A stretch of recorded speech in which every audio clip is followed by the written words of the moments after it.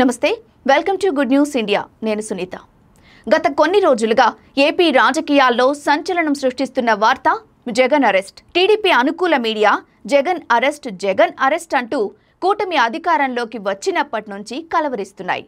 దానికి తగ్గట్లే పరిస్థితులు కూడా ఉండటం ఏపీ రాజకీయాల్ని హీటెక్కిస్తున్నాయి.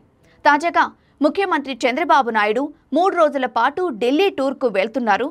జగన్ అరెస్ట్ వార్తల నేపథ్యంలో ఈ ఢిల్లీ టూర్ అత్యంత ప్రాధాన్యత సంతరించుకుంది. మామూలుగా అయితే ఈ నెల 24న నీతి ఆయోగ్ గవర్నింగ్ బాడీ మీటింగ్కు చంద్రబాబు హాజరు కావాల్సి ఉంది. కానీ అంతకు 2 రోజుల ముందే అంటే ఈ నెల 22 నుంచి బాబు ఢిల్లీలో ఉండబోతున్నారు. ఇక్కడే పలు అనుమానాలకు తావిస్తూ ఈ పర్యటనలో చంద్రబాబు వరుసపెట్టి కేంద్ర మంత్రుల్ని కలవబోతున్నారన్న వార్త వైసీపీ శ్రేణుల్లో కలవరాన్ని నింపుతోంది. ముఖ్యంగా హోంమంత్రి అమిత్ షాతో బాబు ప్రత్యేకంగా భేటీ అవుతారట. ఏపీలో ఏం జరుగుతుందో చూస్తూనే ఉన్నాం. లిక్కర్ స్కామ్ కేసు రోజురోజుకు వేగం పుంజుకుంటోంది.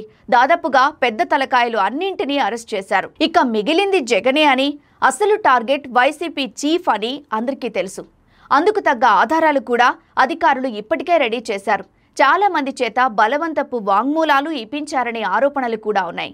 ప్రభుత్వం వద్ద ఉన్న ఆధారాలు అన్నీ కూడా కేంద్ర హోంమంత్రికి వివరించి అక్కడి నుంచి జగన్ అరెస్ట్కి అనుమతి తెచ్చుకోవాలనేది చంద్రబాబు ప్లాన్. బీజేపీకి సన్నిహితుడిగా పేరుపడ్డ జగన్ని కేంద్ర ప్రభుత్వ అనుమతి లేకుండా అరెస్ట్ చేయడం అనేది అసాధ్యం. కానీ దానికి మోదీ సర్కారు ఒప్పుకుంటుందా లేదా అనేది ఇక్కడ $1 బిలియన్ ప్రశ్న. ఇప్పటికే ప్రధాని మోదీతో నారా లోకేష్ భేటీ అయ్యారు. ఇది జరిగి రోజుల వ్యవధి కాకుండానే చంద్రబాబు ఢిల్లీ టూర్ చేస్తున్నారు. ముఖ్యమైన మహానాడు పనులు ఒకవైపు ఉండగా ఇంత సడన్ గా బాబు ఢిల్లీ పర్యటనకు వెళ్లడం అంటే రాజకీయంగా అది చాలా విశేషమైనదే అని రాజకీయ పండితుల అభిప్రాయం. మొత్తం మీద వచ్చే వారం ఏపీ రాజకీయాల్లో సంచలనాలు చోటు చేసుకోబోవడం ఖాయం అని అంటున్నారు విశ్లేషకులు.